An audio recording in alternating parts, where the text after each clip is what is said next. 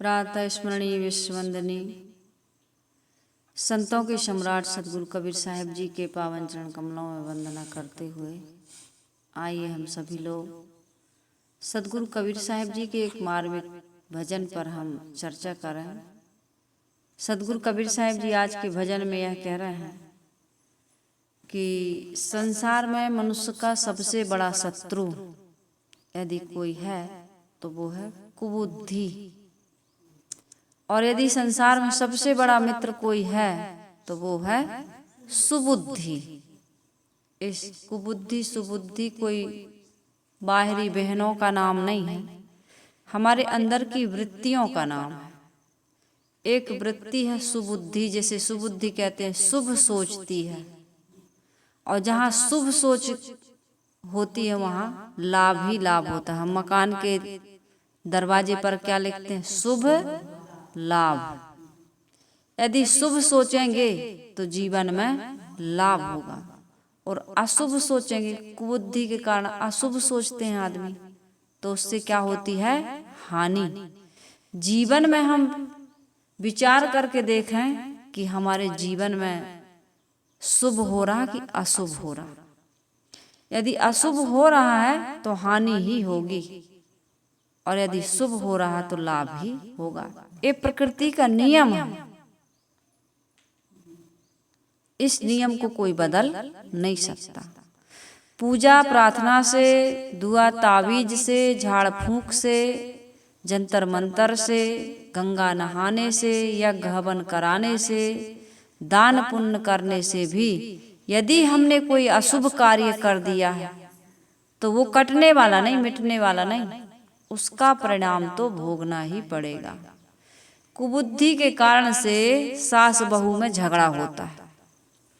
कुबुद्धि के कारण से क्या होता है? सास बहू में झगड़ा होता है, और झगड़ा इतना बढ़ जाता है।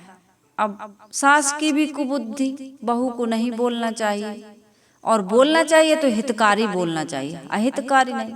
अब तुम उनके बच्चे आए तो आप ही के नाती, लेकिन आप कहती हो नाश हो जाए इनकी, ठटरी भर जाए इनकी, मर नहीं जाए, मतलब ऐसे बोलती हैं। बोल रही थी वो सास, सच्ची घटना है, ऐसे बोल रही थी। तो बहू को सुनते सुनते सुनते आई एक दिन गुस्सा, और फिर बहू ने उसको इतना गाली दी, इतने अपशब्द बोले, यहाँ तक कि मारपीट भी हो गई। और मारा किसने? बहू ने सास को। तो एक दिन साध्वी से मिली, संत से मिली भाई, तो कहने लगी कि बहुत मुंह चलता है, वो तो मार ही खाएगी।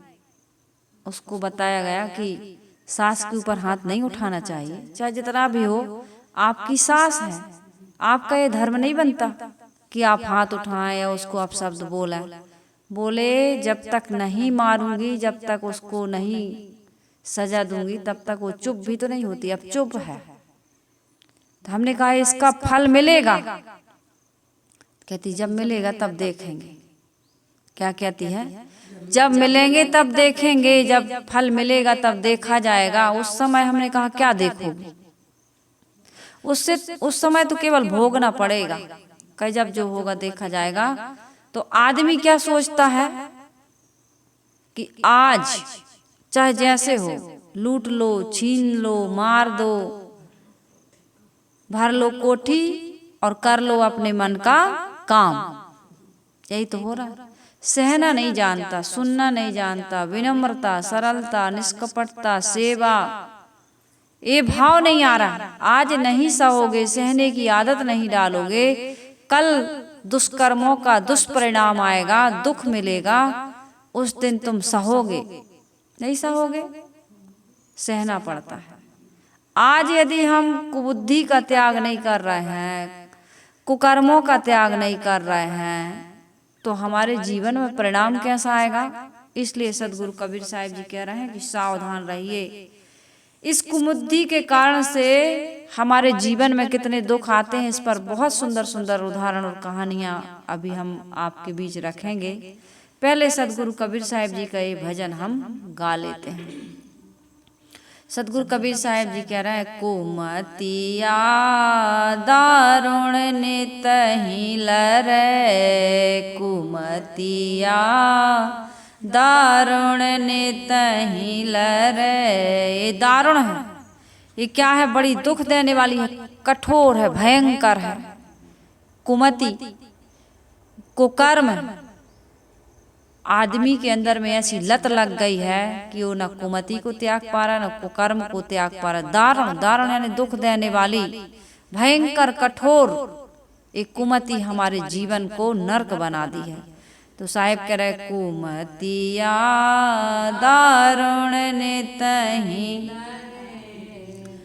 मतिया दारुण नित ही लरे। रोज परेशान कर रही जीव को।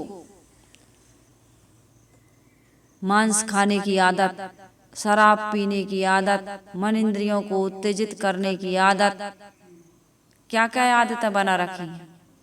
लोभ की आदत, लालच की आदत, ईर्ष्या की आदत, बहुत सारी आदतें हैं जो जीव को परेशान कर रही, दुख दे रही। सुमति कुमतिया दोनों बहनी, सुमति कुमतिया दोनों बहनी। लो, सुमति कुमतिया दोनों बहनी, कुमति देखी के सुमति डरे, कुमति सुमति डरे। कुमतिया दारुण नित ही लरे, कुमतिया दारुण नित ही लरे। सुमति को देख करके कुमति को डरना था, लेकिन हो गया उल्टा। क्या हो गया? उल्टा। सास से बहू को डरना था, मर्यादा करनी थी, आदर करना था, सत्कार करना था, लेकिन हो गया उल्टा। पिता से पुत्र को डरना था, मर्यादा करनी थी, आदर करना था, सम्मान करना था, लेकिन हो गया उल्टा। गुरु से शिष्य को डरना था, डरत रहे सो उबरे गाफिल खाई मार। डर करनी डर परम गुरु, डर पारख डर सार, और डरत रहे सो उबरे पारख गाफिल खाई मार। जो डरता है उसके जीवन में मर्यादा होती है, संयम होता है। और मनमानी करोगे, डरोगे नहीं, तो क्या होगा?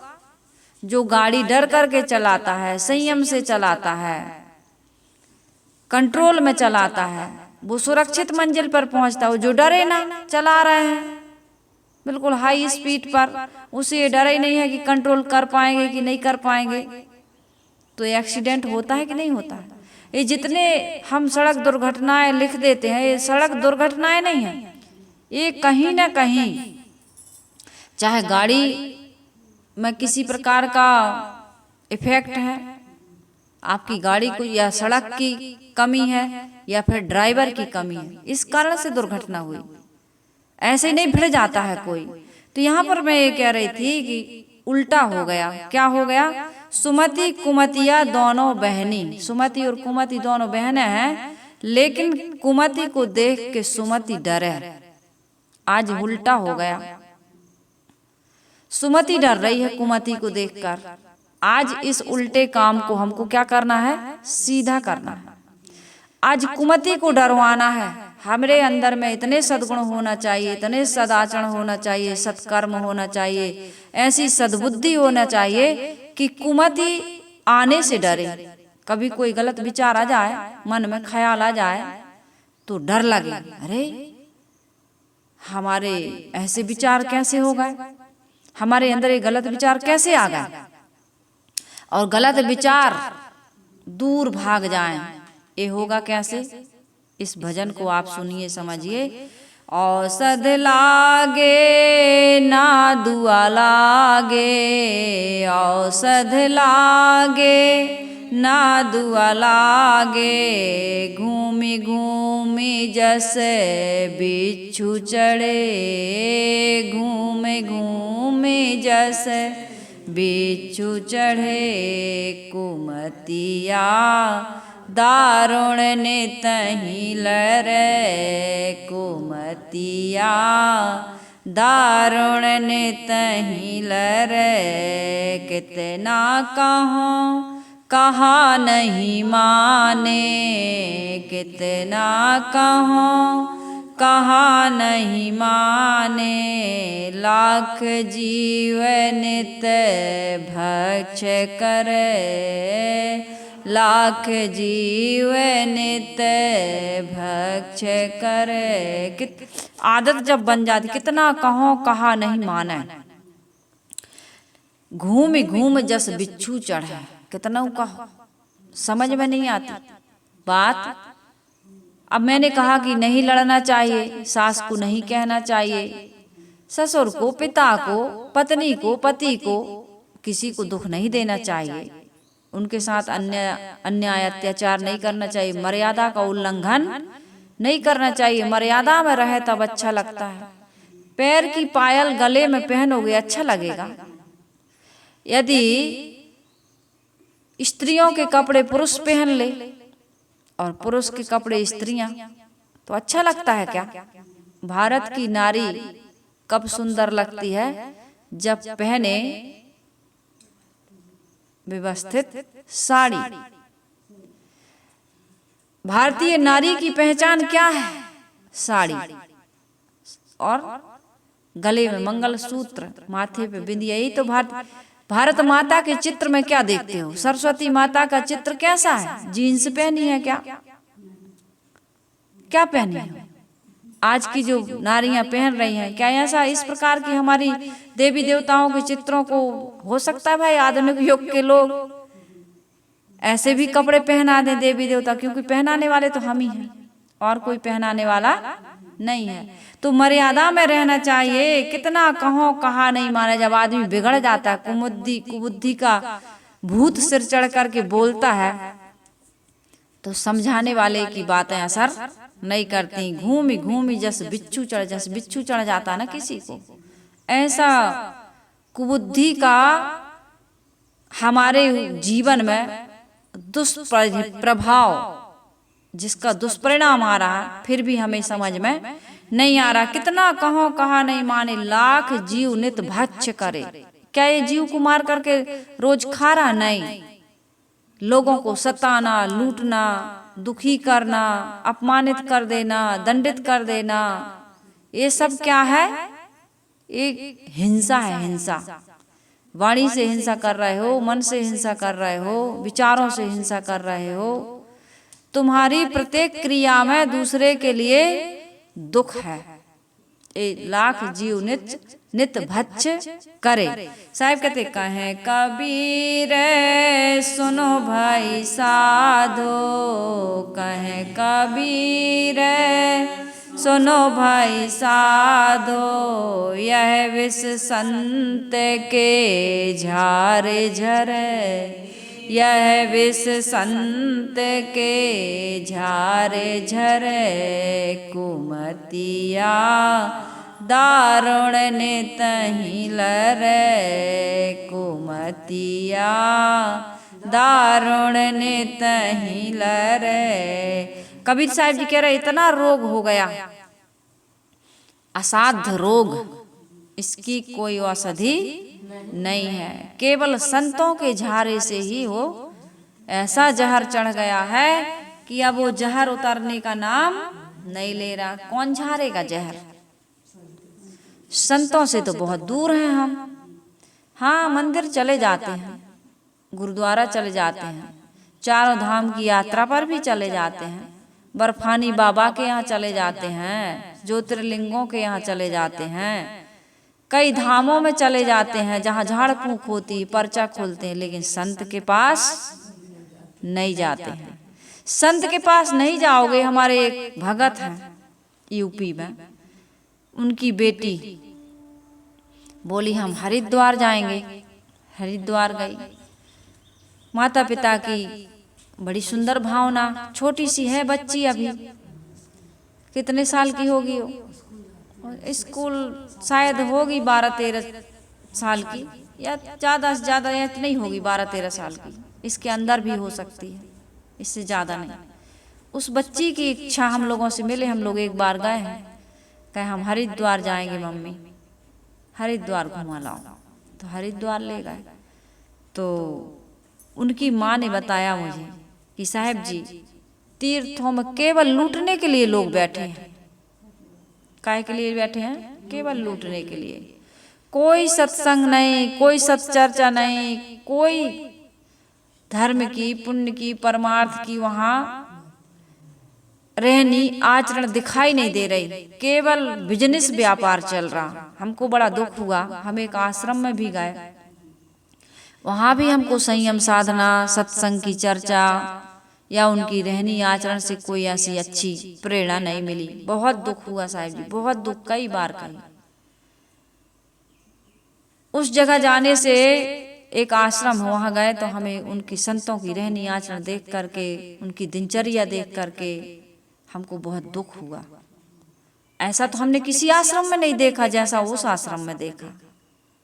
नहीं तो हमारे सिद्धांत के जितने भी आश्रम वो कह रही थी कि वहाँ बढ़िया सत्संग होता है, पाठ होता है, भजन होता है, कोई अच्छी शिक्षा, कोई अच्छी प्रेरणा मिलती, लेकिन वहाँ ऐसा कुछ भी हमको नहीं मिला। और दुर्भाग्य कि वहीं हमको रहना भी पड़ा।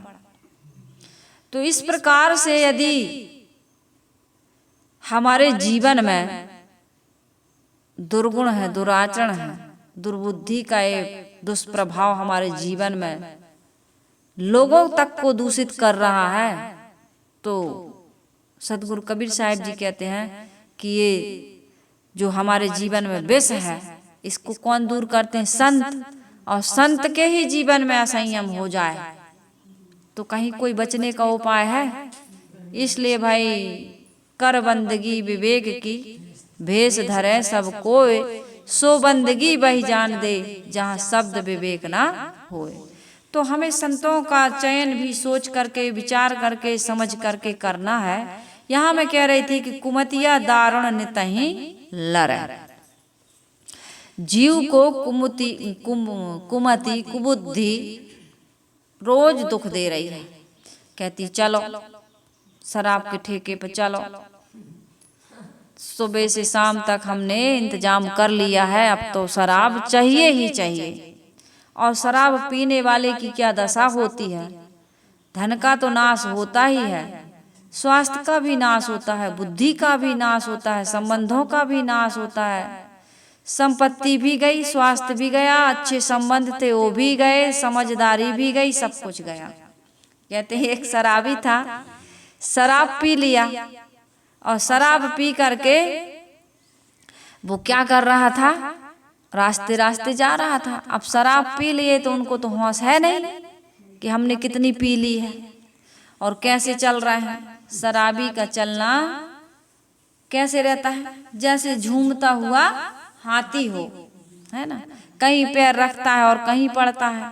तो उसने एक पैर आगे बढ़ाया, सोच रहा था घर जा रहा हूँ, वो नाली में पड़ा। वो सामने नाली क्या था, पूरा गटर समझिए, गंदगी पूरे शहर भर की।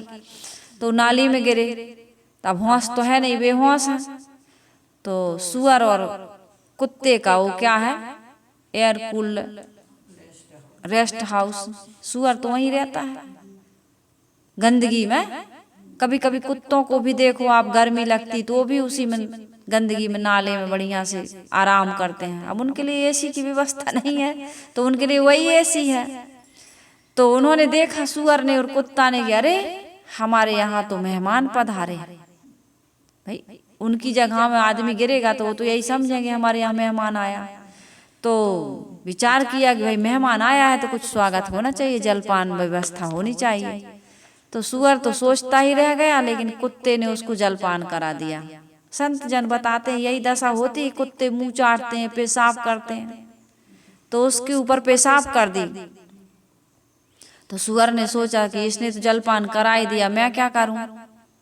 तो सुअर ने उसके मुंह पर भिष्ठा कर दिया। जो भिष्ठा खाता है सुअर, उसने भी उसके ऊपर टट्टी कर दी। अब शराबी को तो होश होता नहीं। एक शराबी और था, वो गया हलवाई की दुकान पर और कहा कि भाई थोड़ा 100 ग्राम हमको मुंगौड़ी दे दो। नमकीन खाने का मन होता है कहते हैं शराबियों को, पता नहीं उनके मुंह में कुछ लगता होगा अजीब किस्म का स्वाद। जब हमारा मुंह बिगड़ता है ना, हम लोगों को भी बुखार या कुछ ऐसे, तो हम लोग कहते हैं थोड़ा सा कुछ भजिया या नमकीन लाओ, तो वो लोग भी भजिया नमकीन की इच्छा करते हैं, ऐसा लोग बताते हैं। और हम देखते हैं जितने भी ये भट्टियां खुली हैं वहां पाउच पड़े रहते हैं चटपटी चीजों के। तो वहां पर हो गया कि थोड़ा सा 100 ग्राम हमको भजिया दे दो, मूंगवड़ी दे दो। तो अब मूंगवड़ी लेके जा रहे हैं लड़खड़ाते हुए, तो पत्थर था सामने और पैर में ठोकर लगी तो गिर गया। तो कहीं शराबी पड़ा है और कहीं उसके मूंगवड़ी भजिया पड़े हुए हैं।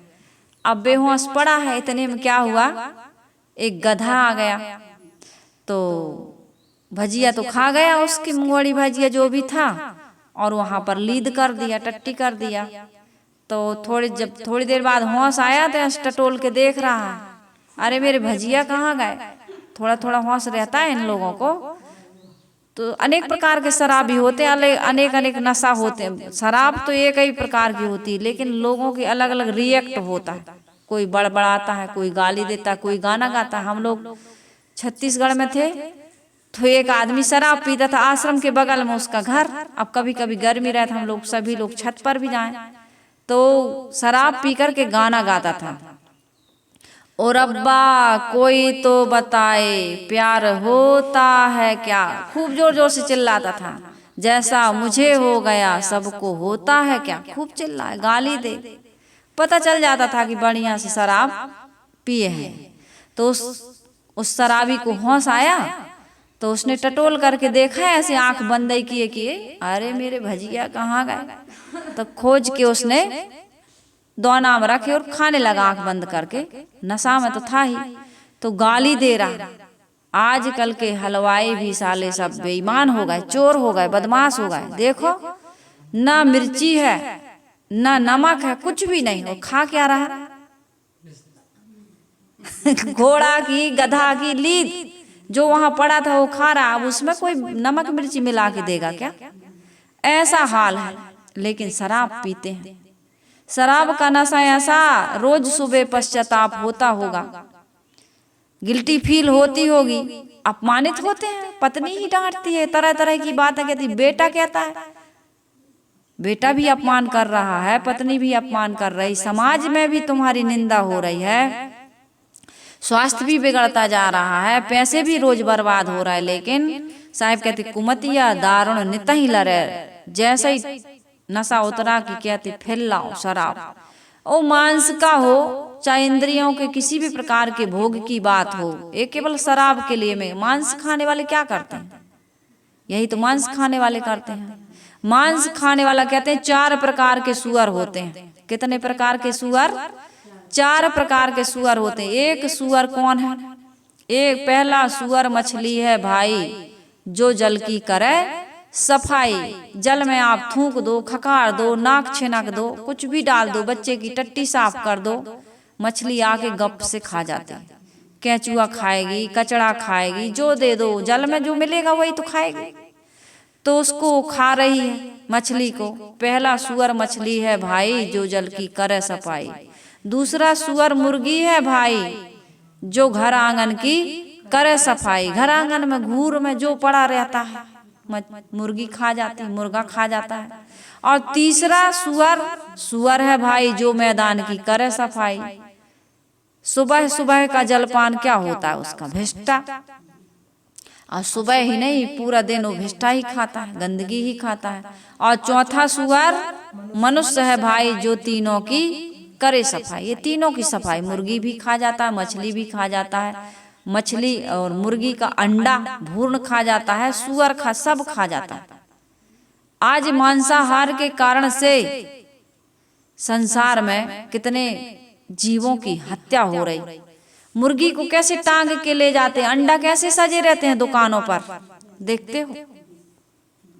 मांस कैसा काट काट करके कैसे बेच रहे हैं लोग। एक कसाई है, कसाई। ऐसे कसाईयों को नरक में भी जगह मिलने वाली, इनकी क्या दुर्दशा होगी इसका कोई पता नहीं है। तो सदगुरु कबीर साहब जी कह रहे हैं, मांस खाने वाला हो, शराब पीने वाला हो, व्यभिचारी 13 साल की, 10 साल की, 5 साल की छोटी छोटी बच्चियों के साथ कैसे कैसे आदमी कुकर्म कर रहा है। अपनी बेटी के लिए यदि कोई ऐसा कह दे तो, और दूसरे की बेटी कलेजे का टुकड़ा लोग कैसे पैदा करते हैं, कैसे पालते हैं, कितनी उनकी ममता रहती है, कितना उनका प्रेम रहता है, उसके साथ ऐसा अभद्र दुराचरण करके आदमी को क्या मिलता है? इंद्रियों का असंयम, कुबुद्धि का ही तो परिणाम है। लोग कैसे पैसा इकट्ठे करके बैंकों में जमा करते हैं, या अपने खाते में रखते हैं, या अपने घर में रखते हैं, लूट लेते हैं, छीन लेते हैं, लोगों की जमीन पर कब्जा कर लेते हैं। कितना कितना अपराध हो रहा। तुम्हारे घर में किसी माता पिता की बेटी आई, बहन आई है, उनकी घर की इज्जत आई है, और तुम यहाँ ला करके बहू बना करके उसको मारते हो, उसको सताते हो, उसको प्रताड़ित करते हो, गंदी गंदी गाली देते हो, उसके साथ दुर्व्यवहार करते हो, ना उसको खाने की कहते हो, ना उसको आराम के लिए कहते हो, नौकरानी जैसे उससे काम करवाते हो, बार बार ताना मारते हो, माता पिता तक को कोसते हो, उसके इज्जत का, उसके मान सम्मान का तुम धज्जियां उड़ाते हो, उनके अरमानों का गला घोंटते हो। कितने माता पिता अपने बेटा बेटियों के साथ इज्जत बर्बाद न हो जाए, हमारी बेटी कहीं भाग न जाए, ऐसा न हो जाए। बेटी पसंद कर रही है किसी को, बेटी बता रही है कि शादी कर दो हमारी, आज का समय है हमारी शादी कर दो, बेटी पागल हो रही हैं, बेटियां भागना नहीं चाह रही, लेकिन मजबूर कर देते हैं।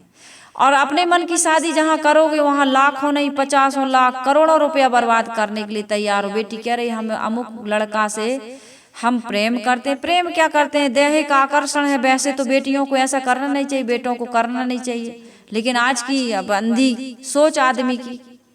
और माता पिता अपनी बच्चियों का, अपने बच्चों का भविष्य बर्बाद कर रहे हैं, उनका जीवन, उनकी लाइफ को बिल्कुल तबाह कर देते हैं। कितने बच्चे गलत नहीं करना चाहते लेकिन मजबूर कर देते हैं। तो ऐसा माहौल बनाइए, ऐसा वातावरण बनाइए, अपने घर में ऐसी संतों को बुलाइए, सदग्रंथों का अध्ययन करिए। हमारे यहाँ देश में रामायण और महाभारत की कथाएं जो बताई जाती हैं, सुनाई जाती हैं, उसमें यही तो बताया जाता है। राम का जीवन कैसा है? ये सुबुद्धि, ये सुमति का परिणाम। और रावण का जीवन कैसा है? एक कुबुद्धि, एक कुमति का परिणाम है। रामायण और महाभारत से हम यही सीखते हैं कि धर्मराज के जीवन में क्या है? सुमति है, और दुर्योधन के जीवन में क्या है? कुमति है। जब दोनों टकराती हैं तो क्या होता है? सर्वनाश होता है। किसका सर्वनाश होता है? कुमति का, कुबुद्धि का, रावण का, दुर्योधन का सर्वनाश होता है। लेकिन प्रभाव तो पूरे वंश पर पड़ता है, नहीं पड़ता, पूरी संस्कृति पर पड़ता है। आपके घर में यदि कोई कुबुद्धि वाला, कुमति वाला, कुकर्म वाला है, यदि उसको आप सत्संग में नहीं ले जाते हो, उसको सदग्रंथों का अध्ययन नहीं कराते हो, या उसको नहीं समझाते हो, या उससे दूरी नहीं बनाते हो, या उसको नहीं सहते हो, कई उपाय हैं, तो फिर क्या होगा? आपका भी जीवन नरक बना रहेगा। कोई उपाय निकालिए। टकरा टकरा करके मरने से अच्छा है कि कोई उपाय निकालिए, दूरी बना लीजिए। नहीं मानता है, दूर हो जाइए भाई। कहते हैं मैत्री, मुदिता, करुणा और उपेक्षा। उपेक्षा भाव चित्त से उतार दीजिए, उसको दूर रहिए, उससे उचित उसके साथ में निर्णय करके उससे दूरी बना लीजिए। भाई तुम्हारा हमारा विचार नहीं मिलता है, सास बहू का हो, पति पत्नी का हो, प्रेम से अलग हो जाइए, शिकायत न करिए। अलग इतना बड़ा संसार है, जब आदमी नहीं सह पाता है तो मर जाता है। तो मरने से अच्छा है, भागने से अच्छा है, समझदारी से अलग अलग हो जाओ। विचार नहीं मिल रहा है, सबके विचार नहीं मिलते हैं। किसी किसी के जीवन में ऐसा उनके अंदर में कठोरता होती है कि वो अपने आप को परिवार के हिसाब से, माता पिता के हिसाब से, पति के हिसाब से, पत्नी के हिसाब से नहीं ढाल पाते। कोई कोई तो अपने आप को ढाल लेते हैं, कोई कोई नहीं ढाल पाते। तो इसका भी कोई उपाय है, वो उपाय निकालिए। नहीं आ रहा समझ में तो अपने समझदार मित्रों के साथ चर्चा करिए, संत गुरु के पास जाइए। अरे संत महात्मा क्या जानेंगे, संत महात्मा दुनिया की सारी बातें जानते हैं, तभी तो इतना बड़ा उन्होंने डिसीजन लिया। वो तो इस संसार के जिस पचड़े में तुम पड़े हो, समाधान नहीं खोज पा रहे हो, उस समस्या का समाधान खोज करके उन्होंने अपने आप को इससे अलग कर लिया, ऊपर उठ गए हो। तो वहां जाइए, वहां से आपको शिक्षा मिलेगी। सदगुरु कबीर साहब जी कहते हैं, सुमतिया कुमतिया दोनों बहनी, कुमति देख के सुमति डरे। ये कितना हमारे जीवन में दुख की बात है कि सुमति तो नहीं डर रही, सुमति को देखकर कुमति तो नहीं डर रही है, लेकिन सुमति डर रही है। ये हमारे जीवन का सबसे बड़ा घाटा, सबसे बड़ा नुकसान है। यदि कोई गलत विचार आता है और उसको करने के लिए हम तत्पर हो जाते हैं, लेकिन कोई अच्छा विचार आता है उसको नहीं कर पाते हैं, तो ये हमारे जीवन का कितना बड़ा दुर्भाग्य है।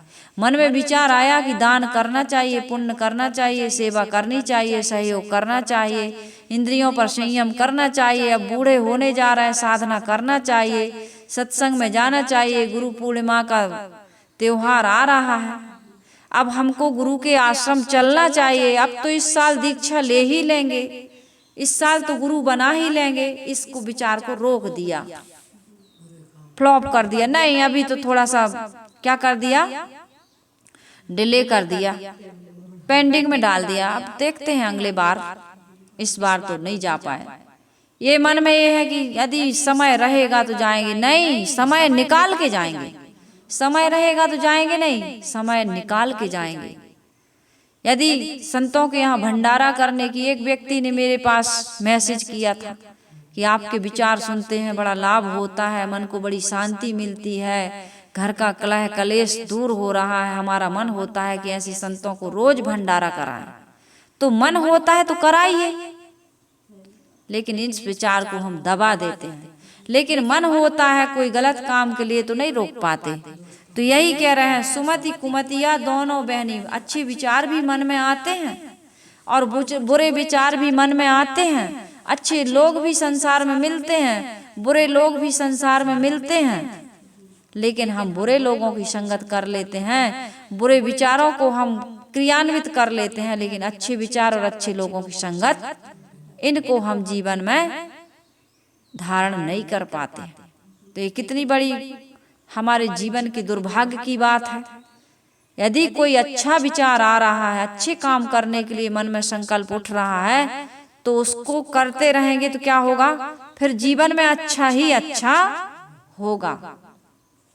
इसलिए हमारे जीवन में क्या होना चाहिए, सुमति को हमें प्राथमिकता देनी चाहिए और कुमति का तिरस्कार करते रहना चाहिए। जिस व्यक्ति का हम रोज तिरस्कार करते हैं, वो व्यक्ति आना बंद कर देता है, और जिस व्यक्ति का सम्मान होता है वो व्यक्ति हमारे यहाँ आता रहता है। तो जिन विचारों को हम क्रियान्वित करते रहें, उसका संस्कार बनेगा कि नहीं बनेगा, और जिसका तिरस्कार करेंगे उसका संस्कार खत्म होगा कि नहीं होगा। तो यही करना चाहिए। एक दिन झगड़ा कर लो आपका मन रोज झगड़ा करने को होगा, लेकिन एक दिन किसी के साथ सुंदर व्यवहार कर लीजिए, सामने से भी रिटर्न में वही आएगा। धीरे धीरे उधर से अच्छा व्यवहार, इधर से अच्छा व्यवहार, हमारे संबंधों में मजबूती आ जाएगी, हमारा जीवन सुंदर बन जाएगा। साहब कहते हैं यदि कुमति का प्रभाव तुम्हारे जीवन में पड़ गया तो साहब कहते हैं औषध लागे ना दुआ लागे, औषध लागे ना दुआ लागे, घूमी घूमी जस बिच्छू चढ़े कुमति,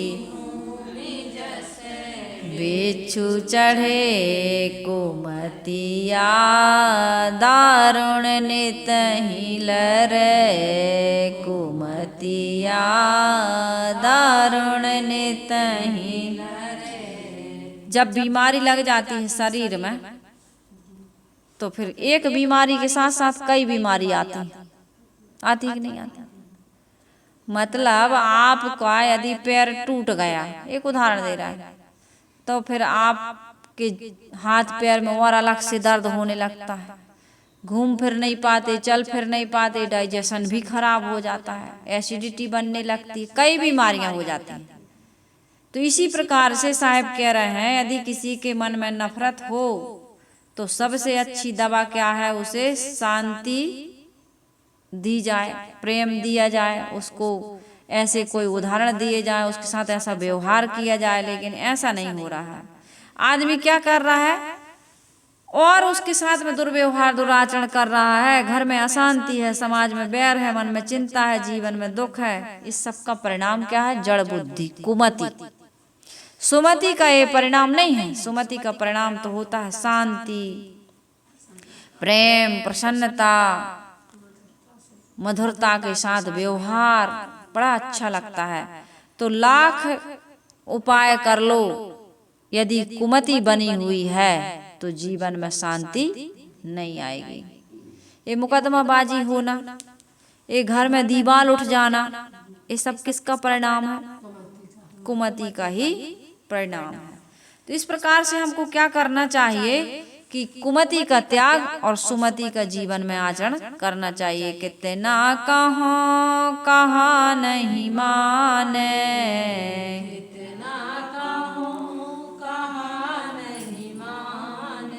लाख जीव नित भक्ष करे, लाख जीव नित भक्ष कुमतिया दारुण हिलर, कुमतिया दारुण। अब कितना कहो कहा ही नहीं माने। अब क्या कर रही है वो, नशा करती है, रिश्वत लेती है, घूसखोरी करती है, काम चोरी करती है, बेईमानी करती है, मिलावटबाजी करती है, हिंसा करती है, लालच करती है, लोभ करती है, कुमति यही सब करवा रही है। अभी साहब बता रही थी कुमति के क्या क्या परिणाम, और क्या क्या बता रही थी साहब आप?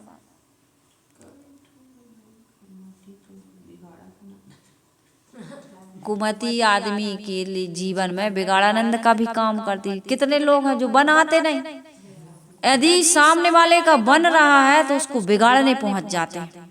ऐसा मन कहता है, अरे इसका कैसे बन गया, हमारा नहीं बन पाया, इसका कैसे। रुक जाओ, यदि हमारा नहीं बना तो कोई बात नहीं, तुम्हारा तो हम बनने नहीं देंगे। एक बिगाड़ानंद जी थे, यही काम करते थे। किसी का भी काम बन रहा हो, शादी हो रही हो, सगाई हो रही हो, कोई बार देखा देखने वाले आए हों, तो वो पहुंच जाते थे और उनका काम बिगाड़, जीवन भर यही उनका कुमति के कारण कुकर्म ही करते रहे। एक घर में कहते हैं लड़की देखने वाले आए, तो जैसे ही मेहमान आने वाले थे तो वे पहले ही पहुंच गए। तो पिताजी ने कहा कि बेटी वो बिगाड़ानंद आएंगे और तुम उनको बढ़िया से प्रणाम कर लेना, बंदगी कर लेना। तो जैसे ही देखने वाले आए तो लड़की आई निकल के, तो सबसे पहले प्रणाम उन्हीं को किया। तो बिगाड़ानंद कहते हैं, अच्छा अच्छा बेटी, तुम्हारी जो मिर्गी रोग था वो ठीक हो गया। अब लड़का देखने वाले जो आए थे वो तो बिचक गए, लड़की को तो मिर्गी का रोग है। अरे भोजन बनाते बनाते कहीं वहीं लुढ़क गई, इसकी कहाँ तक रखवाली करेंगे। बहाना बना के चले गए, रिश्ता टूट गया। कई के काम बिगाड़े थे ऐसे उन्होंने, कई लोगों के काम झूठ बोल बोल करके उन्होंने इधर के उधर लगा करके बिगाड़ दिए। एक दिन मरने का समय आया, बिगाड़ानंद ने सोचा कि अब तो मर ही जाएंगे, अब लोगों को कैसा बिगाड़ें, कैसे इनको दुख दें। बड़ा दुख हो रहा था कि अब चले जाएंगे तो इनके काम कौन बिगाड़ेगा, इनकी तो बड़ी उन्नति प्रगति हो जाएगी, तो बड़े प्रेम से रहने लगेंगे। तो जाते जाते कैसे बिगाड़ें, तो उन्होंने दिमाग लगाया। तो कहते नहीं आइडिया आया, कहते हैं चुटकी बजाते हैं आजकल के बच्चे, उन्हें भी आइडिया आया। तो उन्होंने कहा, सबको बुलाया, सब लोग आए। कहे भैया इस जुबान से बहुत लोगों के काम बिगाड़े, अब देखो बिगड़ा हुआ आदमी बहुत मुश्किल है कि सुधर जाए। आंख मूंद कर ऐसे लोगों पर विश्वास मत कर लेना। इतिहास गवाह है जिन जिन लोगों ने ऐसे दुष्टों के ऊपर विश्वास किया, कुकर्मियों के ऊपर विश्वास किया, उन्होंने धोखा खाया। इसलिए कभी विश्वास मत करना। संसार तो विश्वास के लायक है ही नहीं, संसार तो विचार के लायक है। आदमी विचार नहीं करता, विश्वास करता, इसलिए तो विश्वासघात में फिर उसको हृदय आघात होता है, अटैक आता है, शुगर हो जाती है। ये हमारे जीवन में ज्यादा बड़े बड़े जितने रोग आते हैं ना, ये कहीं न कहीं हमारे विश्वास को ठोकर लगी है। किसी ने हमारा दिल तोड़ा है, दुख दिया है, इसलिए हमारे जीवन में ये बड़े बड़े रोग हो गए, शरीर को रोग लग जाता है, चिंता, फिक्र, ऐसा दुख कहते हैं हमें अपनों ने लूटा, गैरों में कहाँ दम था, और मेरी किश्ती वहीं डूबी जहाँ पानी कम था। अर्थात जहाँ मुझे विश्वास था वहीं मुझे धोखा मिला है। इसलिए अपनों पर हो चाहे परायों पर, किसी पर विश्वास ना करो। विश्वास के लायक तो केवल अपनी आत्मा है, अपना आपा है, जो कभी हमसे बिछुड़ता नहीं है। उसके अंदर में कोई ये छल कपट लोभ लालच नहीं है, और दुनिया में ये सारा फैला हुआ है। इसलिए दुनिया पर विचार करते रहो और विश्वास केवल अपने आप पर रखो। अपने आप पर विश्वास रखना चाहिए, दूसरे पर कभी विश्वास मत रखो। विचार करते, इसलिए तो बुद्धि दी, विवेक दिया है, और तुम विश्वास करते हो इसलिए धोखा खाते हो। तो लोग उसकी बातों पर आ गए। वो कह रहा है कि भैया इस जुबान से हमने बहुत काम बिगाड़े, और हम मरते समय ये चाहते हैं कि जब हम मर जाएं, वचन दो कि जब हम मर जाएं तो लोग ऐसा काम ना करें। हम कुछ शिक्षा दे करके जाना चाहते हैं कि हम मर जाएं तो हमारे मुंह में एक बीता का खूंटा लकड़ी लाना और एक बीता का खूंटा गाड़ करके और शमशान तक ले जाना। हमारी शव यात्रा ऐसे ही करना, मुंह खोल देना, जैसे सिकंदर ने नहीं कह दिया था, ऐसे इसने कहा कि इतना मुंह निकाल देना कफन से बाहर, और मुंह में बिल्कुल एक खूंटा गड़ाए गड़ाए शमशान तक ले जाना, ताकि लोगों को ये पता चले कि जुबान से किसी का अहित करने वाला, अश्लील बोलने वाला, निंदा करने वाला, गाली देने वाला, काम बिगाड़ने वाले का परिणाम क्या होता है। कहे नहीं भैया हम ऐसा नहीं कर सकते। अरे कहीं ऐसा नहीं करोगे तो हम सुख से नहीं मर पाएंगे। मरने वाले की अंतिम इच्छा पूरी करनी चाहिए। आप लोगों को पाप लगेगा, आप कर दोगे तो मेरा यही प्रायश्चित है। मैं चाहता हूँ कि मैं तो नहीं कर पाया कुछ अच्छा, लेकिन मरते समय में दुनिया को शिक्षा दे करके जाना चाहता हूँ। इतना काम जरूर कर देना। लोग उनकी बातों में आ गए। अब लाए भाई, मरने का समय था ही, कुछ दिन बाद खबर मिली कि बिगाड़ानंद का शरीर, नाम कुछ और था लेकिन लोगों ने रख ली छाप, काम के अनुसार छाप हो जाती नहीं। कहे बिगाड़ानंद जी का शरीर छूट गया। कहे चलो भाई वचन दिए, सभी लोग, पंच सरपंच गांव के सब लोग मिल करके गए और उनकी मुंह में खूंटा गाड़े और शमशान यात्रा, शव यात्रा शमशान की ओर जा रही थी। इतने में संयोग से हुआ क्या, कुछ सिपाही उसी रास्ते से आ रहे थे। अब उनको तो पुलिस का तो काम ही होता है केस बनाना, और फिर सामने ही दिख रहा भाई लाश के मुंह में खूंटा गड़ा है। अरे भाई ये क्या दिख रहा है, उतारो इसको, उतारो। बताओ ना, तुम्हें नियम न कानून न धर्म न कर्म, कोई चीज का डर नहीं, न पाप न पुण्य। एक आदमी के मुंह में तुमने खूंटा गाड़ के मार दिया और उसको दिन दहाड़े ऐसे ले जा, तुम्हें किसी का डर नहीं, भय नहीं। कहे भैया ऐसी बात नहीं। उन्होंने बताया कि इनकी स्वयं अंतिम इच्छा थी। कहे हम कुछ नहीं जानते, चलो थाने ले गए। FIR दर्ज हुई और फिर उनके मुकदमा चला। तो जज साहब ने कहा 50,000 जुर्माना और 5-5 साल की सजा। लोगों ने कहा वाह रे बिगाड़ानंद, मरते समय भी हम लोगों को तुमने नहीं छोड़ा, बिगाड़ के ही गए। तो कुछ लोग ऐसे होते हैं, साहब कह रहे कितना कहाँ नहीं माने, कितना कहाँ नहीं माने, लाख जीव नित भक्षक, लाख जीव नित भक्ष करे, कुमतिया दारुण नित ही लरे, कुमतिया दारुण नित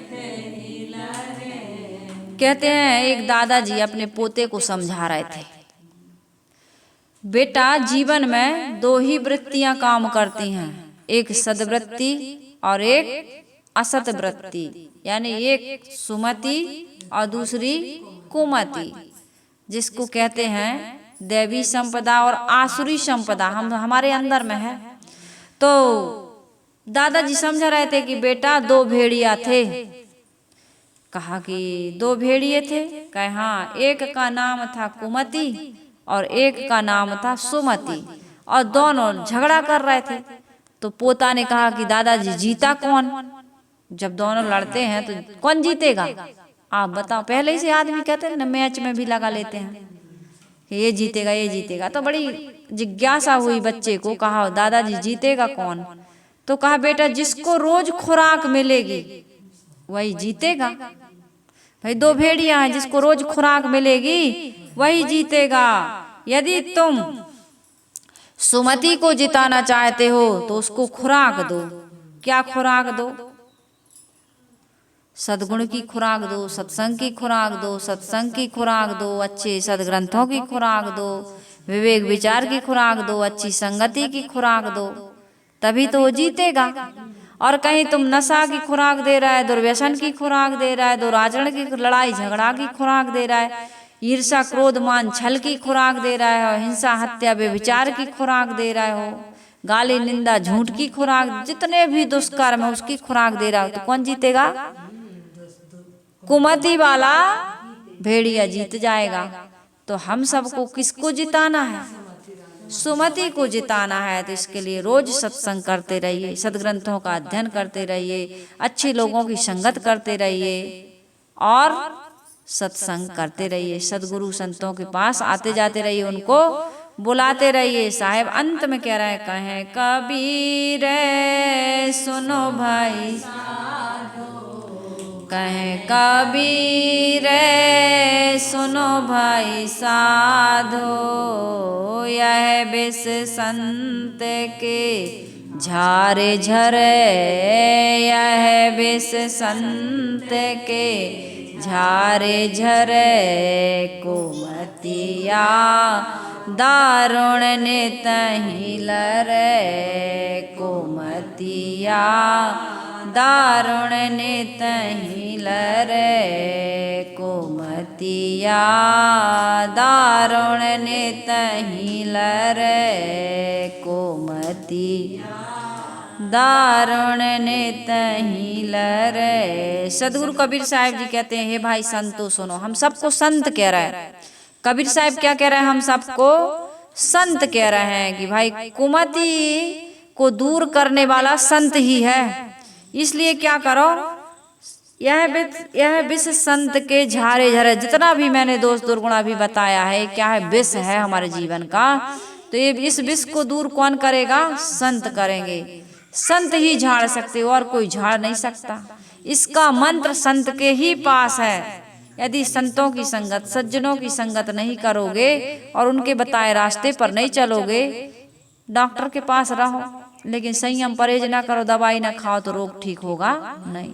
ऐसा कोई मंत्र नहीं है, ऐसा कोई झाड़ फूंक करने वाला बैगा नहीं है। संत भी कोई झाड़ फूंक से ठीक थोड़ी करते हैं, ताबीज बस से थोड़ी तुम्हें आराम लग जाएगा।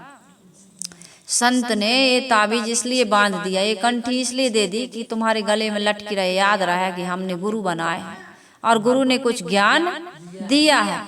कंठी पहनी हो ना, तो उस कंठी से ये याद करते रहना कि हमारे गले में ये गुरुदेव, जैसे पति का मंगल सूत्र पहनते हो, वो इसी के लिए तो पहनते हो कि देखो पति अब तुम्हारा पति है और पति ही तुम्हारा स्वामी है, गले में तुम्हारे मंगल सूत्र लटका हुआ है। इसी प्रकार से गुरु दीक्षा होती है तो कंठी मिलती है, तो वो याद कि वो कंठी बस से तुम्हारा कल्याण नहीं होगा, वो याद दिलाता है कि तुम्हारे गुरु हैं और गुरु का मणिका बिल्कुल हृदय में लटक रहा है और तुम्हें हृदय में गुरु के ज्ञान को धारण करना चाहिए। इसलिए कंठी होती है कि तुम्हारी उनकी कुछ पहचान, कुछ चिन्ह है गुरु का।